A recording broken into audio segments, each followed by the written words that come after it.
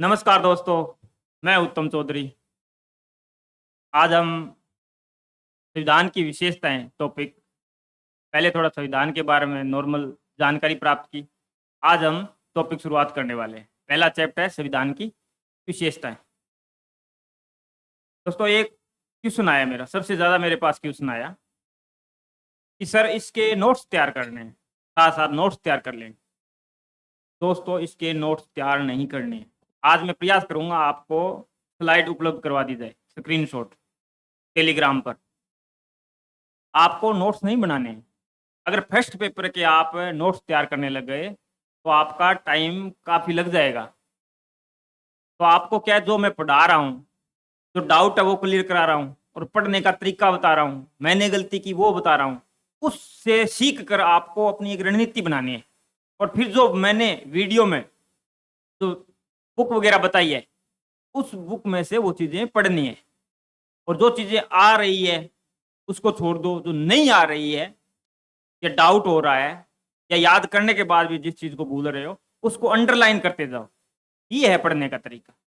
Short notes बाद में बनाने, कई बार यूजन कर लेंगे, फिर आप अपडेट दोबारा क्रैश कोर्स लेके आ जाएंगे, कोई दिक्कत नहीं है।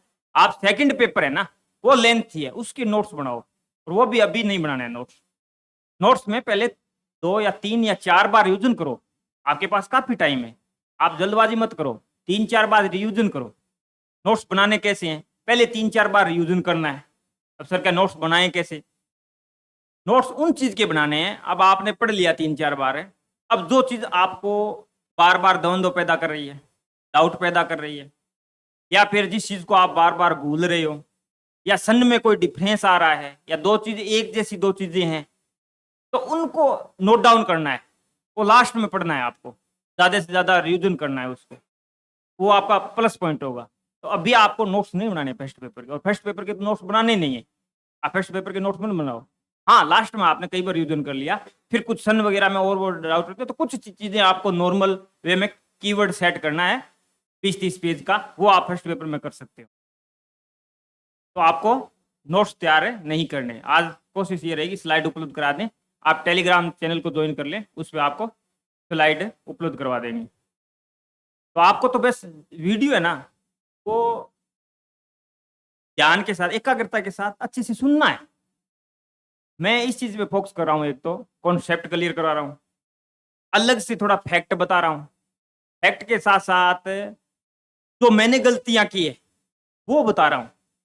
तो जैसे आपने कोई इंपॉर्टेंट चीज़ स्किप कर दिया, वीडियो को इंपॉर्टेंट चीज़ रह गई, तो फिर वीडियो देखने का कोई मतलब नहीं है। तो आपको शिद्दत के साथ एक बार अच्छे से वीडियो सुनना है। वीडियो में ये नहीं है कि जो चीज़ आपकी आएगी वो बता रहा हूँ। वीडियो में आपको पढ़ने का तरीका चेंज होगा आपका, कि किस तरह पढ़ना है। तो आपको शिद्दत के साथ सुनना है और देखना है। और एक बात और ध्यान रखना है दोस्तों, कभी भी आप वीडियो सुनो ना पढ़ाई से संबंधित, कोई भी सुनो वैसे तो, लेकिन पढ़ाई से संबंधित अगर वीडियो सुनना, एजुकेशन से संबंधित, तो आपको ईयरफोन जरूर यूज करना है, जिससे आवाज़ फटे ना। ईयरफोन करोगे तो आवाज़ आपको अच्छे से प्रॉपर आवाज़ देखने को मिलेगी। तो आपको ईयरफोन यूज करना है। तो नोट्स नहीं बनाना है आपको। कई दोस्तों के सवाल आए थे, सर नोट्स बनाना है का, मैंने कहा मैं वीडियो में कवर कर लूँगा, नोट्स नहीं बनाने हैं। अब बहुत टाइम लग जाएगा, अपना टाइम को बचाना है। अब शुरुआत करते हैं संविधान की विशेषताएं। अब दोस्तों, आज का ट्रेंड चेंज हो गया है। आप ये सोच रहे हो ना कि संविधान की विशेषताएं दे दी, या कोई वीडियो देख रहे हो, या किताब में सीधी विशेषताएं देख ली। भारत एक लिखित संविधान है, भारत विस्तृत संविधान है, भारत का संविधान लोकतंत्र है, मूल अधिकार है, मूल कर्तव्य है। ये नहीं पूछने वाला आपको संविधान की विशेषताएं क्या है। वो विशेषताओं के अंदर से पूछता है। फिर कहते हो सर के ये क्वेश्चन तो हमारे सिलेबस में था ही नहीं। अरे भाई, विशेषताओं के अंदर से ही पूछा है उन्होंने, उसके साथ कई चीज़ें उनसे जुड़ी होती है। तभी तो मैं कहता हूँ पहले एक बार सारा सिलेबस पढ़ लो। कुछ चीज़ें अब आज विशेषताओं में पढ़ेंगे, हम उसको सूक्ष्म तरीके से पढ़ेंगे, जैसे संसदीय व्यवस्था है, क्योंकि संसद अपने आगे सिलेबस में है। तो तभी तो कहता हूँ पूरा सिलेबस एक बार निकाल दो, जिससे आपको पता लग जाए कि ये कॉन्सेप्ट आप वहीं पे सूक्ष्म दिया है, उसके आधार पर फिर मोबाइल में सर्च करते हो। हाँ हाँ, देखते हैं कि भी संसदीय व्यवस्था क्या होती है। अपना टाइम वेस्टेज मत करो, आगे वो चीज़ आपको प्रॉपर मिल रही है। तो एक बार मोटा मोटा सिलेबस को निकाल दो एक बार, ठीक है ना। एक बार सस्ती नजरों से निकाल दो, कोई दिक्कत नहीं, कुछ भी समझ में आया नहीं आया, लेकिन मोटी मोटी चीज समझ में आ जाएगी सिलेबस में ये चीजें। इस तरह से अपन को करना है। आज डायरेक्ट आपको विशेषता में से नहीं पूछेगा इनमें से कौन सी विशेषता नहीं है, ऐसी विशेषता है, ऐसे सवाल नहीं आएंगे, विशेषताओं के अंदर से पूछेगा। और वही मैं आपको आज काम आपको आप हम शुरुआत कर रहे हैं। तो विशेषताएं तो सबको पता है।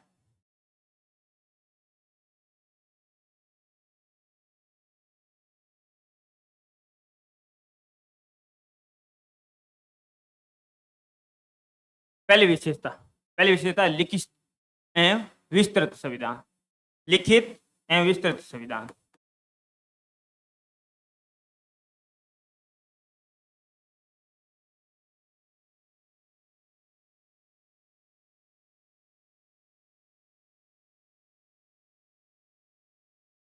जेनिंग्स ने कहा था कि भारत का संविधान है वो विश्व का सबसे विस्तृत संविधान है, सबसे व्यापक संविधान। शब्दावली को आपको जरूर देखना है। जेनिंग्स ने कहा था कि भारतीय संविधान है वो विश्व का सबसे व्यापक संविधान है या विस्तृत संविधान है, कुछ भी शब्द यूज कर ले। और जेनिंग्स ने यह भी कहा कि भारतीय संविधान है वो वकीलों का स्वर्ग है, क्योंकि एक तो बहुत ज्यादा व्यापक है और एक जटिल है। अगर मूल लैंग्वेज में आप संविधान को पढ़ोगे ना, पढ़ ही नहीं पाओगे। अगर डी बसु की किताब को आप पढ़ोगे ना, सबसे ऑथेंटिक किताब वही है, तो आप पढ़ ही नहीं पाओगे। ये तो लक्ष्मीकांत वगैरह इन्होंने थोड़ा सरलीकरण कर दिया है, लेकिन इनमें गलतियां हैं। इसलिए आपको जब भी आपको संविधान पढ़ना है, कोई भी अनुच्छेद, आपको ऐसे अनुच्छेद नहीं रटना है कि 1 से शुरू कर दिया लगातार 395, आज 10 पढ़ लिए, कल 20 पढ़ लिए, 30 पढ़ लिए, ऐसे नहीं पढ़ना है। आपको क्या करना है, जैसे राष्ट्रपति पढ़ रहे हो या अनुच्छेद 368 आज मैंने बताया, तो 368 जाके बेयर एक्ट में देख लो। आपको एक बार देखने के बाद क्लियर हो जाएगा कि हाँ ये शब्दावली क्या है। अब मैंने पहले एक वीडियो बनाया था, उसमें बताया था कि आधे राज्यों का समर्थन, और लक्ष्मीकांत में दे रखा है आधे से अधिक राज्यों का समर्थन, कुछ और किताबों में भी दे रखा है। तो वो बेयर एक्ट में क्लियर होता है, वो उनमें गलत दे रखा है। और वो पीसीएस परीक्षाएं, सिविल सर्विसेज जो परीक्षाएं हैं, उसमें जो सब्जेक्टिव टाइप आता है ना, उसके हिसाब से वो बुकें लिखी गई है। और आज के टाइम में ट्रेंड चेंज हो गया है। अनुच्छेद के अंदर से पूछता है किस चीज को क्रम में लगाओ, क्रम कौन सा है। मूल कर्तव्य में से पूछ लिया। नीति निर्देशक तो बुनियादी है, मूलभूत है। तो आप इंग्लिश में साथ में देखेंगे, द्विभाषी बेयर एक्ट लाएंगे, उसमें साथ में देखेंगे ना, आपको फंडामेंटल लिखा हुआ दिखाई देगा कि बुनियादी नहीं, मूलभूत है। ये इन चीजों का ध्यान रखना है। तो जेनिक्स ने कहा भारतीय संविधान विश्व का सबसे व्यापक या विस्तृत संविधान है। विश्व का प्रथम लिखित संविधान था वो अमेरिका का था। विश्व का जो प्रथम लिखित संविधान था अमेरिका का था। 1776 में आजाद हुआ, 1787 में संविधान बनाया गया और 1789 में संविधान को लागू किया गया, फिलाडेल्फिया सम्मेलन। अब विस्तृत कैसे है? अमेरिका के संविधान में केवल 7 अनुच्छेद है। अमेरिका के संविधान में सिर्फ 7 अनुच्छेद है। स्टार्टिंग के 3 है। नंबर 1 में विधायिका या व्यवस्थापिका है, कांग्रेस, हम संसद कहते हैं, अमेरिका वाला कांग्रेस कहते हैं, अमेरिका वाले तो कांग्रेस है। दूसरे में कार्यपालिका है, राष्ट्रपति वगैरह। तीसरे में न्यायपालिका है। 3 अनुच्छेद तो यही उनके कंप्लीट हो गए। कनाडा में 147 है, ऑस्ट्रेलिया में 128 है, दक्षिण अफ्रीका में 253 है और भारत के मूल संविधान में 395 अनुच्छेद है। तो भारतीय संविधान में भाषा का बहुत ध्यान रखना है। मूल संविधान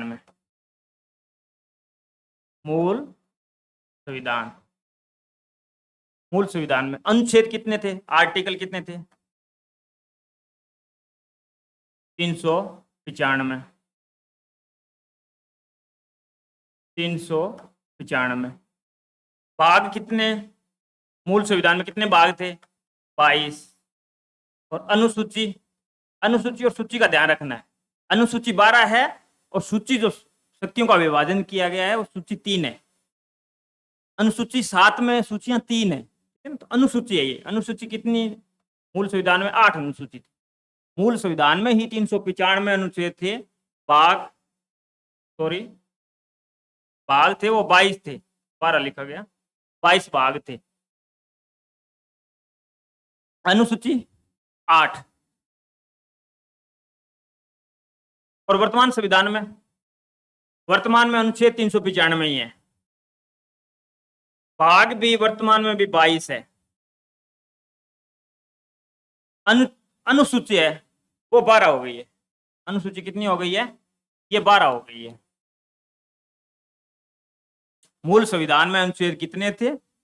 अब आपको पूछने वाला ये पूछेगा, आपको, आप पढ़ते हो तो ध्यान नहीं देते, आपको पूछेगा मूल संविधान में कितने मौलिक कर्तव्यों को शामिल किया गया। अब आप फट देने, आपकी याद है 10। गलत हो गया क्वेश्चन। मूल संविधान में मौलिक कर्तव्य थे ही नहीं। इन चीजों का ध्यान रखना है। मूल संविधान में 395 अनुच्छेद थे, 22 भाग थे, 8 अनुसूचियां थी। आज भी 395 अनुच्छेद है, 22 भाग है और 12 अनुसूचियां हैं। तो फिर सर ये 470 क्या है? लगभग। ये आपको डायरेक्ट आंकड़ा नहीं पूछेगा कभी, इसमें चेंजिंग वगैरह होता रहता है। तो 470 ये सब अनुच्छेद है, सब अनुच्छेद को जोड़ के। सब अनुच्छेद कौन से होते हैं? जैसे मौलिक कर्तव्य संविधान में बाद में जोड़े गए, तो उनके लिए भाग 4 कै जोड़ा गया और अनुच्छेद 51 कै जोड़ा गया। ये सब अनुच्छेद हो गया। 31A, 31B, 31C, ये सब अनुच्छेद हो गए। तो सब अनुच्छेद है वो 470 के समथिंग है। अनुच्छेद सीधा आपको अनुच्छेद बोले तो 395 है। मूल में भी वही थे, वर्तमान में भी वही है, भाग भी 22 थे, तो फिर सर क्या 25 क्या है? ये सब अनुच्छेद है। ये जोड़ा गया तो इनमें एक भाग भी जोड़ा गया 4 कै। 4 में तो अपन पता है नीति निर्देशक सिद्धांत है, तो 4 कै में मौलिक कर्तव्यों को जोड़ा गया। ये सब अनुच्छेद है और ये सब भाग है। इस तरह ये 25 है सब भाग। तो ये आपको ध्यान रखना। अनुसूचियां वर्तमान में 12 है। कब कब जोड़ी गई थोड़ा सा अपन देख लेते हैं। अब इतना व्यापक संविधान क्यों है? तो इसके लिए संविधान सभा में अंबेडकर जी ने कहा था। अंबेडकर जी ने क्या कहा था संविधान सभा में? भारत की परिस्थितियां ही कुछ ऐसी थी कि कई विषयों को विधायिका के भरोसे छोड़ा नहीं जा सकता। इसलिए इस भारतीय संविधान है वो बहुत ज्यादा व्यापक है। ये अम्बेडकर जी का खुद का वक्तव्य है। तो ये ध्यान रखना है, भारत का संविधान व्यापक संविधान है, विस्तृत संविधान है। तो अब अनुसूचियों की बात करते हैं। 8 अनुसूची मूल संविधान में। 9वीं अनुसूची कब जोड़ी गई? प्रथम संशोधन द्वारा जोड़ी गई। अब यहां ध्यान रखना है, प्रथम संशोधन द्वारा जोड़ी गई। प्रथम संशोधन कब हुआ? जून 1951। अब ये मैंने बता दिया, सारी चीज मैं बताने लग गया आपको पूरा बता ही नहीं पाऊंगा। इसलिए कुछ चीजें अपने आप से सीखनी है। तो मैं बता रहा हूं उस पर ध्यान देके आगे बढ़ते जाना है। दूसरी किताबों का सहारा भी ले सकती हो, जितना आपके पास टाइम मिले, जितना आपकी परीक्षा डिले हो, दूसरी सहायता भी ले सकते हो। जून 1951। अब आपको क्वेश्चन पूछेगा यहां से, पहला संशोधन हुआ संसद के द्वारा, अंतरिम संसद के द्वारा, और कोई ऑप्शन दे देगा दोनों के द्वारा, एक सदनीय संसद के द्वारा। एक सदनीय तो थी लेकिन अंतरिम संसद थी। उस समय संविधान सभा ही अंतरिम संसद के रूप में काम कर रही थी। कल अनुच्छेद बताया था ना 379, इसमें अंतरिम संसद का वर्णन है। अंतरिम संसद 379। तो ये ध्यान रखना है।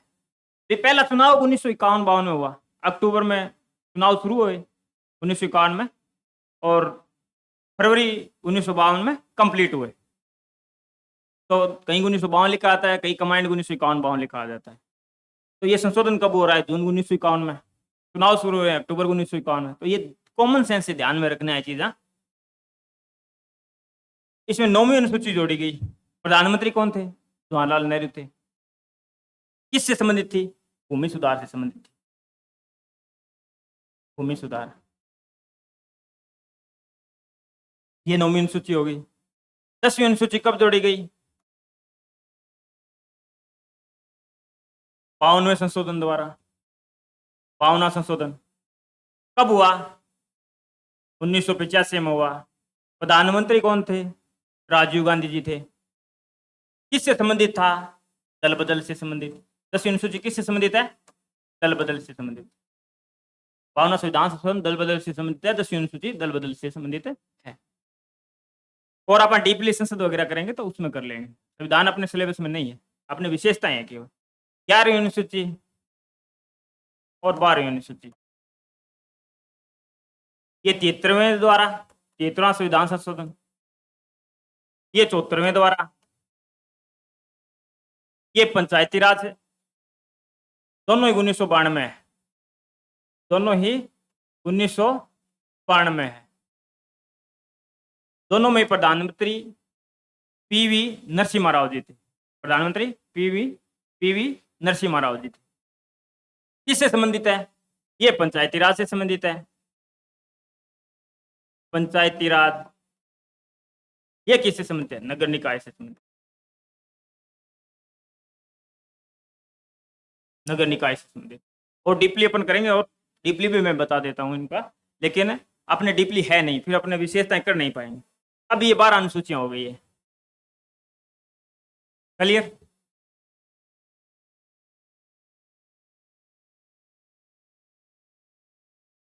दूसरी विशेषता है विभिन्न स्रोतों से ग्रहित संविधान।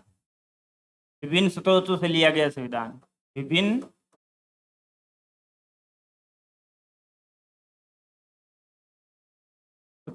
स्रोतों से, विभिन्न स्रोतों से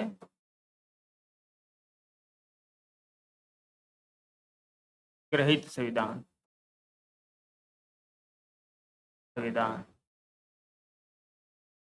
विभिन्न स्रोतों से ग्रहित संविधान। अब भारत का संविधान, बहुत सारे संविधानों से अच्छी अच्छी चीजें हमने ग्रहण की। आलोचना में लोगों ने यह भी कहा कि आपने संविधानों की कॉपी की है। दोस्तों, ये कॉपी नहीं है। अगर आप एक बुक है, जैसे कोई एनसीईआरटी की बुक ले लो या किसी थिंकर की बुक ले लो, किसी ने निकाल लिया, किसी भी राइटर की कोई बुक ले लो, अगर उस बुक की अपन हूबहू कॉपी करते हैं, वो है कॉपीराइट। अगर अच्छी चीजें अपन उनमें से ग्रहण करते हैं किसी से, जैसे आपने मेरी कॉपी की, मेरे से सीखा, किसी और से सर से सीखा, किसी और से सर से सीखला, उनमें से कुछ कुछ अच्छी चीजें आपको लगी, वो ग्रहण की और आपने एक बेस्ट रणनीति बनाई, आपने कॉपी नहीं कह सकती उसको। अब आप अपन किताब लेकर गए संविधान के बारे में, अपन किसका सहारा लेंगे? बहुत सारी किताबों का सहारा लेंगे। वो अपन उस किताब को निकालते हैं तो वो कॉपीराइट है। अच्छी चीज है किसी से ग्रहण, और मैटर ही नहीं है। और अलग से नई चीज 395 अनुच्छेद 395 लिखेंगे और कहाँ से लेके आएंगे? तो अम्बेडकर जी ने कहा कि अच्छी चीजों को ग्रहण करना कॉपी नहीं है, तो ये आलोचना में कहा गया। अब क्या क्या लिया गया? सबसे ज्यादा भारतीय संविधान है वो सबसे ज्यादा जो प्रभावित है, सबसे ज्यादा तो अपन ने कॉपी किया है, वो किया है भारतीय शासन अधिनियम। भारतीय शासन अधिनियम 1935। लगभग 60%, प्रत्यक्ष या अप्रत्यक्ष दो तिहाई मतलब 66%, मतलब 60% से ज्यादा चीजें अपन इसमें से उठाई है। सबसे ज्यादा अगर प्रभावित है वो भारतीय शासन अधिनियम। कई बार क्वेश्चन पूछ लेता है हमारा संविधान सबसे ज्यादा प्रभावित किससे है, तो सबसे ज्यादा अपन ने मैटर ग्रहण किया है वो भारतीय शासन अधिनियम 1935 से किया है। भारतीय शासन अधिनियम 1935 से। अब इनमें अपन आगे बात करेंगे दूसरे देशों की, उनमें बंध जाए वो सारा मैटर यहीं से लिया है। अब अपन बात करते हैं इसके बाद तो प्रभावित है वो ब्रिटेन से।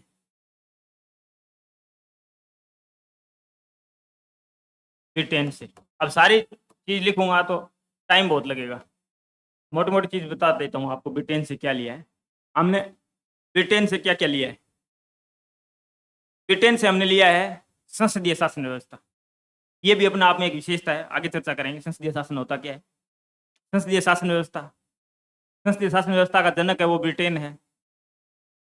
विधि का शासन, rule of law, rule of law आपने लिया है, रूल ऑफ लॉ कह दो, रूल ऑफ लॉ है विधि का शासन। वो कहाँ से लिया है? ब्रिटेन से लिया है। विधायी जो प्रक्रियाएं हैं, नियम कानून बनाने की जो विधियां हैं, विधायी प्रक्रियाएं हमने ब्रिटेन से ली है। इसके अलावा मंत्रिमंडलीय प्रणाली कह दो, या इसे वेस्ट मिनिस्टर प्रणाली भी कहते हैं। वेस्ट मिनिस्टर क्यों कहते हैं कि उनकी जो संसद भवन था उनका लंदन में पैलेस ऑफ वेस्ट मिनिस्टर था, तो हम इसे वेस्ट मिनिस्टर प्रणाली भी कहते हैं, या मंत्रिमंडलीय प्रणाली भी कहते हैं, या उत्तरदायी प्रणाली भी कहते हैं। तो ये अपन को ध्यान रखना है। संसदीय विशेषाधिकार, जो संसद के विशेषाधिकार है, संसद में किस चीज पर चर्चा हुई, न्यायपालिका में इस पर चर्चा नहीं की जा सकती। संसद सदस्यों को विशेषाधिकार अलग अलग अनुच्छेद में दिए गए हैं, उन पे मुकदमा नहीं चलाया जा सकता।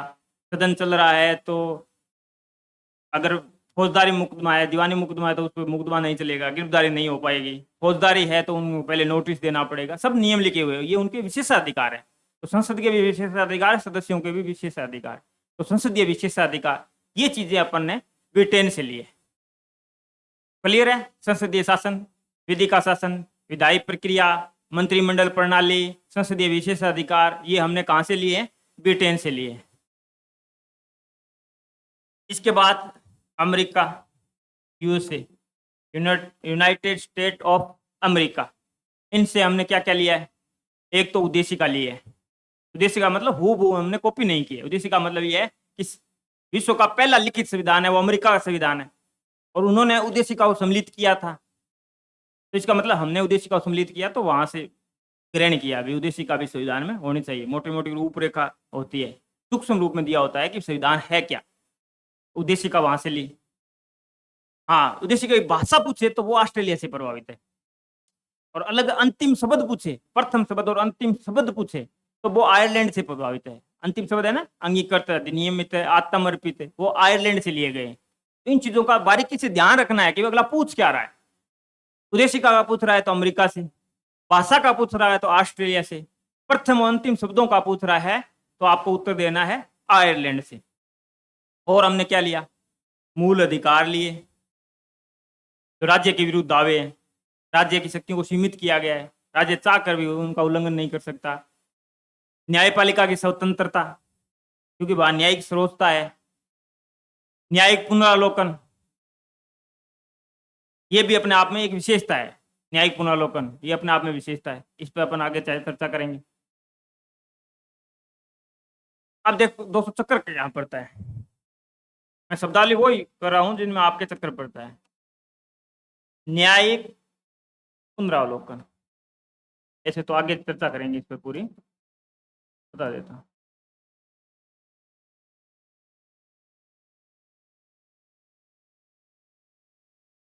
निर्णय का पुनरावलोकन, इतनी विस्तृत चीजें आपको कोई नहीं बताएगा।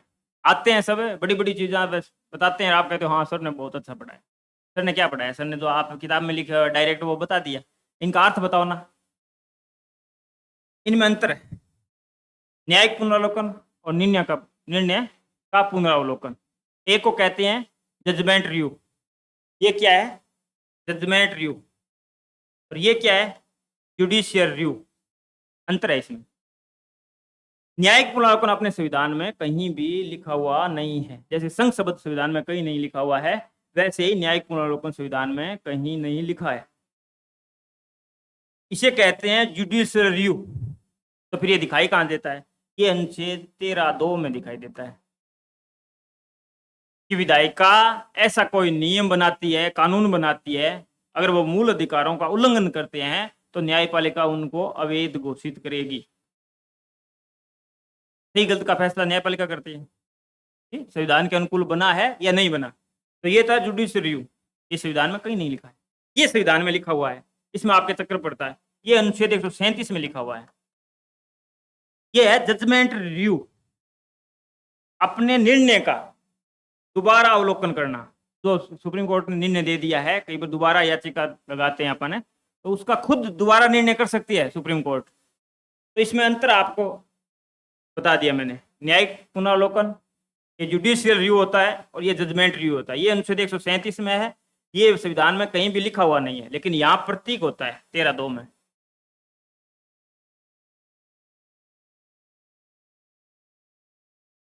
और अमेरिका से क्या लिया गया है? अमेरिका से उपराष्ट्रपति का पद लिया गया है। इसके अलावा सुप्रीम कोर्ट, हाई कोर्ट के न्यायाधीशों की हटाना, ये भी अमेरिका से लिया गया है। राष्ट्रपति का निर्वाचन है वो अमेरिका से लिया गया है। ठीक है, वहां प्रत्यक्ष होता है, अपने अप्रत्यक्ष होता है। बस अंतर इतना ही। अब आगे अपने पढ़ते हैं आयरलैंड।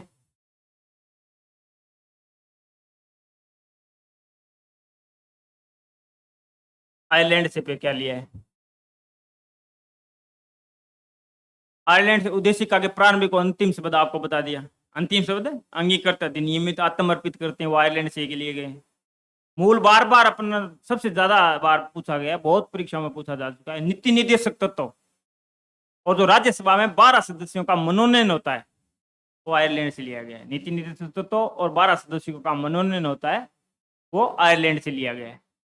अब इन क्वेश्चनों में जो आपको डिफरेंस लगे कि दो चीजें एक जैसी आ रही है तो वहां लिख लो। जैसे आपने मैंने उद्देशिका का बताया तो तीनों चीजें एक साथ लिख लो।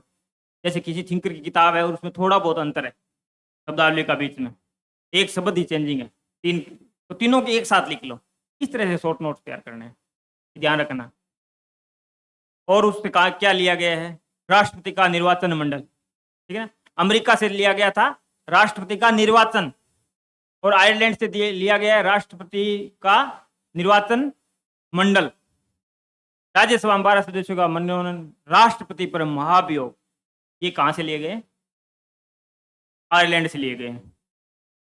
तो याद रखना है, शब्दावली का ध्यान रखना है। अगला है कनाडा।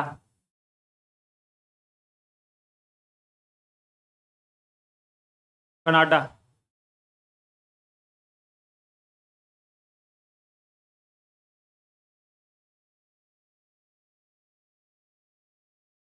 कनाडा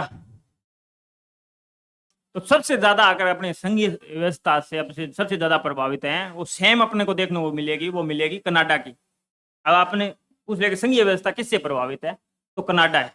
कनाडा में क्या है, सशक्त केंद्र के साथ संघीय व्यवस्था स्थापित की गई है। अपने क्या है, केंद्र को सशक्त बनाया गया है। क्यों बनाया गया, अम्बेडकर ने विधानसभा में भी कहा था, अम्बेडकर जी ने क्या कहा था कि सशक्त केंद्र, भारत की अखंडता को बनाए रखने के लिए सशक्त केंद्र है वो मजबूत होना जरूरी है।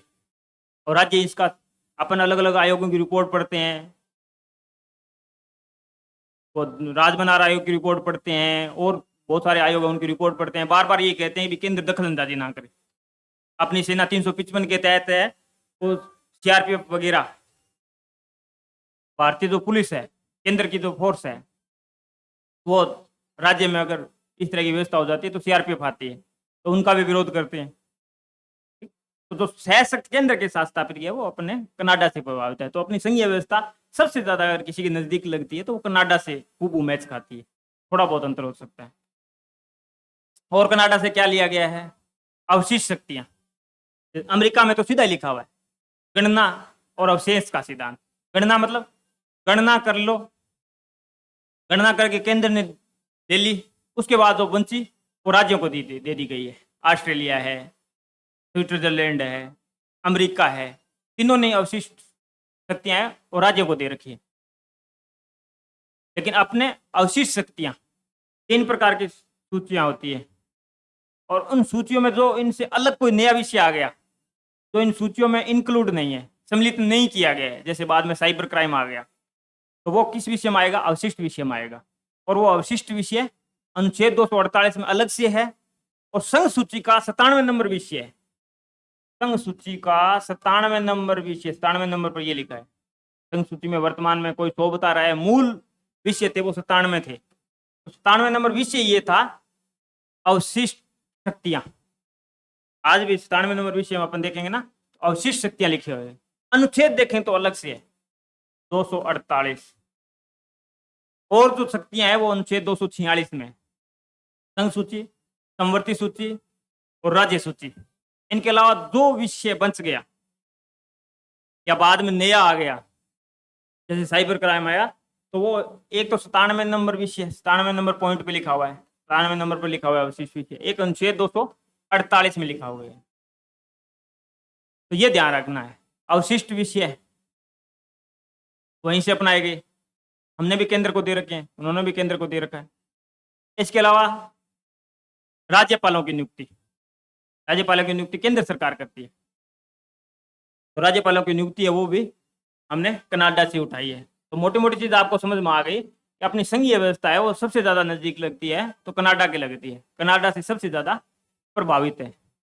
इसके बाद ऑस्ट्रेलिया का संविधान।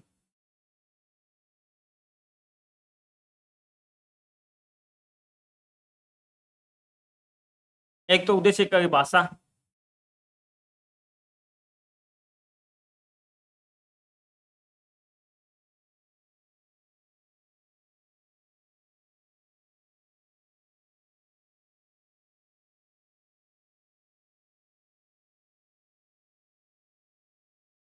ऑस्ट्रेलिया का संविधान। ऑस्ट्रेलिया से क्या क्या लिया है हमने? एक तो उद्देश्य की भाषा, एक लिए समवर्ती सूची। उन्होंने तो समवर्ती सूची बनाई नहीं है, अमेरिका वगैरह इनमें है ही नहीं समवर्ती सूची। इनमें तीनों सूचियां हैं, संघ सूची, राज्य सूची और समवर्ती सूची। तो समवर्ती सूची हमने कहाँ से ली है? ऑस्ट्रेलिया से ली है। समवर्ती सूची वो सूची है जिसपे दोनों ही संघ और राज्य सरकार दोनों ही कानून बना सकती है, लेकिन अगर दोनों में विवाद हो गया तो केंद्र के कानून लागू होते हैं, वो होती है समवर्ती सूची। व्यापार वाणिज्य समागम की जो स्वतंत्रता है वो भी ऑस्ट्रेलिया से ली गई है। 7 नंबर तो होता है जर्मनी। सीधा जर्मनी नहीं है, जर्मनी का विमर संविधान है।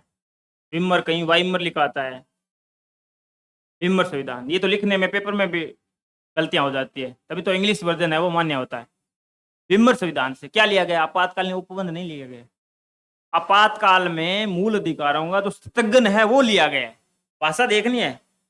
आपातकाल में मूल अधिकारों का स्थगन, ये याद रखना है। आपातकाल उपबंध नहीं लिए गए। मूल आपातकाल में मूल अधिकारों का स्थगन है वो लिया गया है। आगे यूएसएसआर।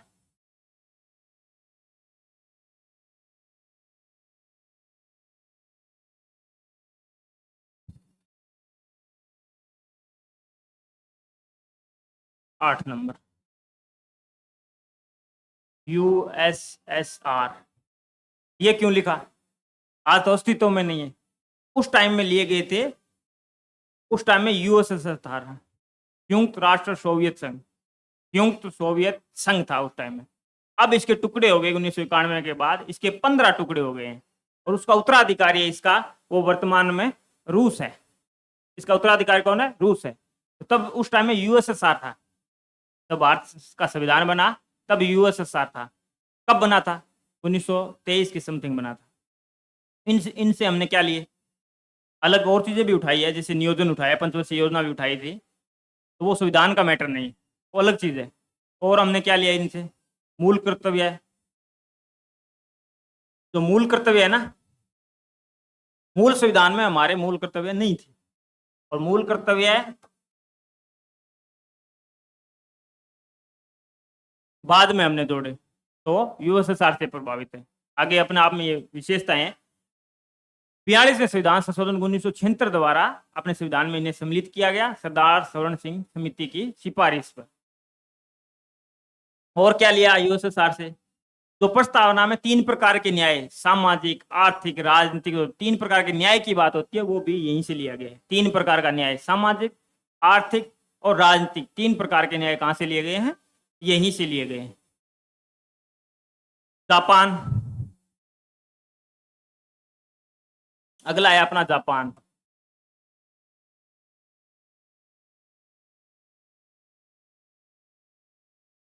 विधि द्वारा स्थापित प्रक्रिया।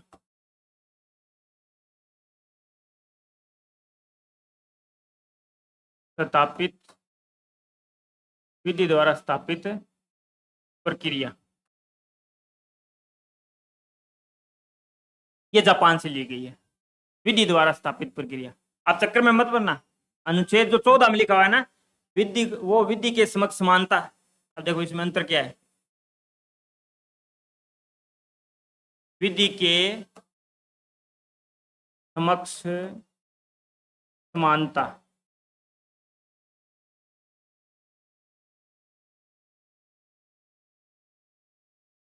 और विधि का समान संरक्षण, तीनों में अंतर है।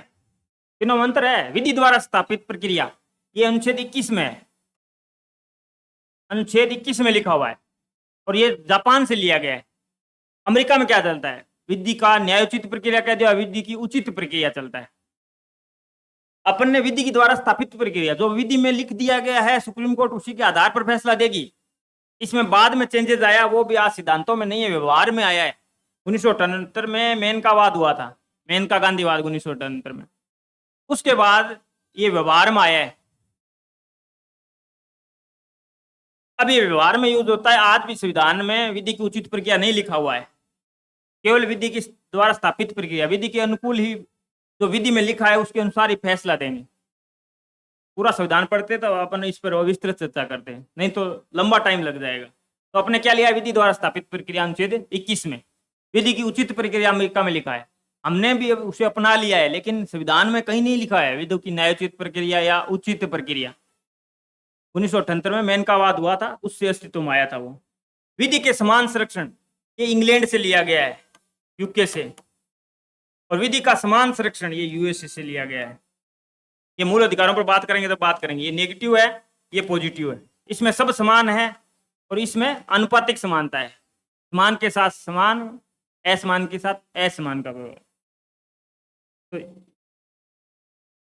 दक्षिण अफ्रीका अंतिम अपना रह गया, दक्षिण अफ्रीका। इनसे क्या लिया है, संविधान संशोधन की प्रक्रिया, अनुच्छेद 368 वगैरह में अपन यूज करते, संविधान संशोधन की प्रक्रिया है वो यहाँ से ली गई है, और राज्यसभा सदस्यों का निर्वाचन यहाँ से लिया गया है।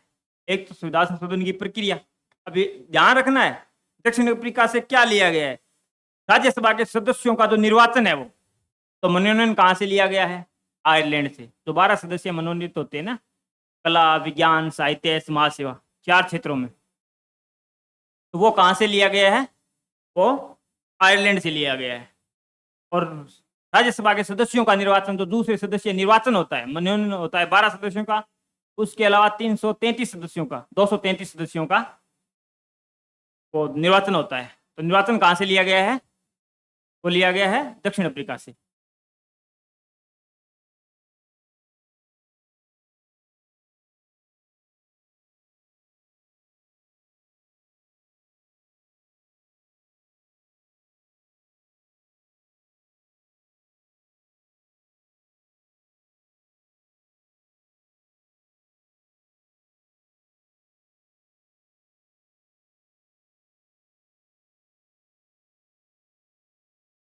और दोस्तों इस क्वेश्चन का आपको उत्तर देना है, सभी दोस्तों को इसका उत्तर देना है।